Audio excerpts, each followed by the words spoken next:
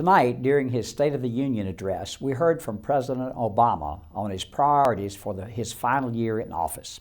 It's no secret that I disagree with the president on many issues. So I wanted to take this opportunity to talk to you tonight about what I'm going to be focusing on in the upcoming year on your behalf. First and foremost, I want to reassure every East Tennessean that I'm going to defend the Second Amendment rights of law-abiding citizens. I myself am a concealed carry permit holder, and I feel very passionately about protecting the constitutional rights of American citizens. Chipping away at the freedoms so many brave men and women have fought to protect will only make our country less free and less prosperous. I will oppose the president's misguided executive actions every time, all the time. There are many issues facing our nation, but there is none more important than protecting our nation in the light of the growing threat of radical Islamic terrorism. Let me say that again, radical Islamic terrorism that we're seeing at home and abroad. We are the United States of America, and we should be leading the world in this fight. While I understand the hesitancy to engage in a long-term ground war, it's time to hunt, locate, and destroy the Islamic State and other terrorist organizations that threaten civilized people around the world. With all matters related to war and peace, there are no easy answers.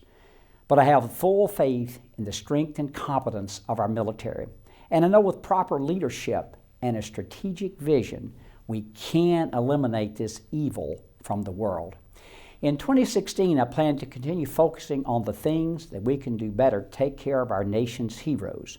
I proudly served on the House Veterans Affairs Committee since you've sent me to Congress, and I will always be a tireless advocate for those who have honorably served this great nation.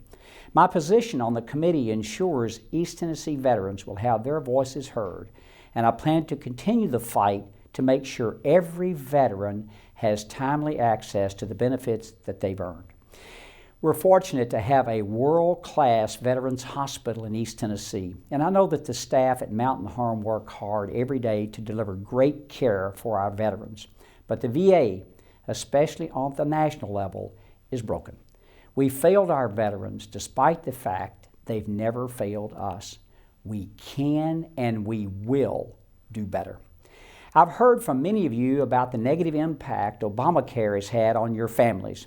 During a time so many Tennesseans are stretched thin and struggling just to put food on the table, I know the last thing you need is Washington bureaucrats getting between you, your family, and your doctor. Last week, for the first time since President Obama signed the Affordable Care Act into law, I was proud Congress sent a bill to repeal the most destructive parts of Obamacare to the president's desk. I've spent more than 3 decades practicing medicine and caring for patients, and I know and realize how personal health care decisions can be for you and your family. I also know that the American healthcare system needed changes long before Obamacare, and it's one of the reasons that I ran for Congress. This year, I will work with my colleagues in the House to present a plan to replace the president's failed health care law with real reforms that will preserve patient choice, lower the cost of health care, and eliminate the red tape that keeps patients from their doctors.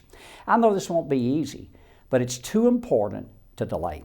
It's no secret we have ideas, but it's time for House Republicans to unite around the health care proposal and present it to the American people in a transparent way.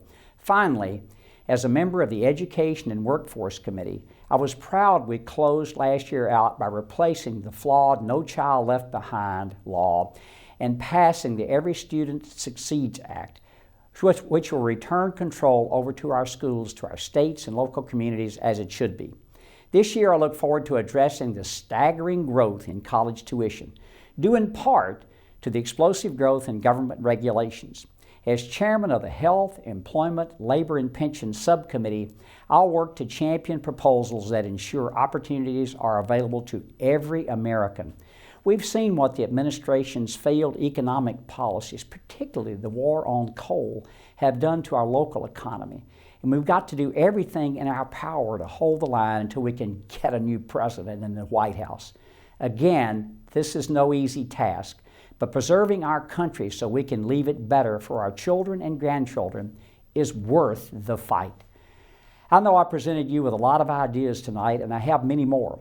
But if there's one thing you can take away from my remarks this evening, it's that if you have someone fighting hard for you in Washington, it doesn't matter to me what political party you belong to. If there's ever a time I can be of assistance to you or your family, please do not hesitate to pick up the phone and call any of my offices.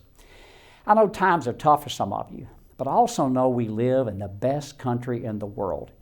Every day we wake up in the United States of America. And while we've got some work to do to make us as strong as we once were, I will never stop believing in the power and the determination of the American people to make things right. We can and we will. Thank you for allowing me the great privilege of serving as your congressman. God bless you, your family, and this great country.